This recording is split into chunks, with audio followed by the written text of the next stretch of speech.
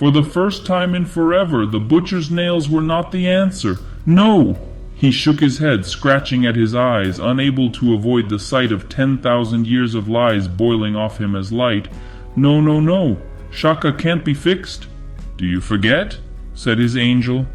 He sounded subdued and bitter, lost somewhere in the burning white. Russ believed he could fix me, fix us, and he was not the first to try. The voice sneered from its cage of brilliance. But we taught him otherwise. Didn't we, Shaka?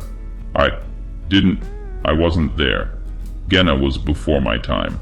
The disembodied angel chuckled cruelly. Tell me, there is one warrior in your infantile legion who never boasted of how Angron mauled the wolf. You were all so proud, as though the deed were your own. It was no different after Nuceria. Shaka tore at his ears, but it was no use. The light was inside of him now. No, he was burning up. No!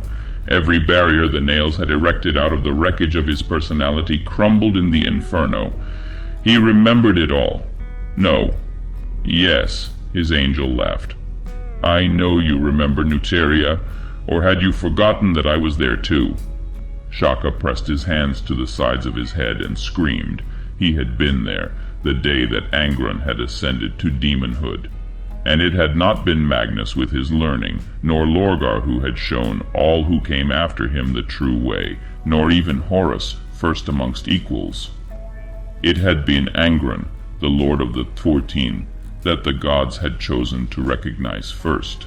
Shaka had always been prideful and quick to wrath, traits that the nails had only brought further to the fore of his personality. But after the destruction of Nuceria, he had become withdrawn, his natural pride turning too easily to bitterness and depression. The rebirth he had been a witness to on Nuceria had changed him. He had glimpsed the powers that lay beyond the veil, and they in turn had seen him, a corruption of the spirit that had metastasized itself into one of the flesh over the long millennia of exile.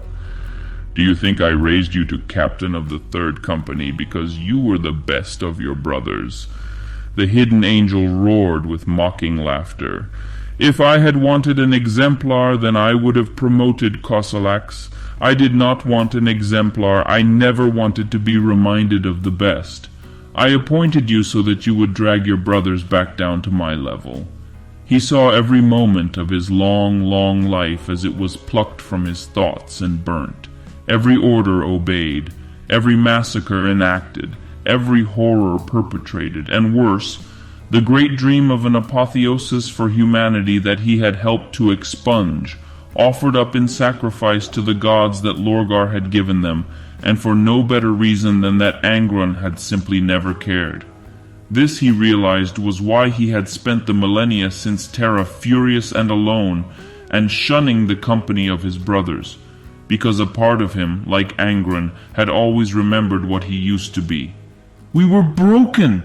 he screamed, seeing too clearly now that there was nothing in his eyes but light. "You could have fixed us.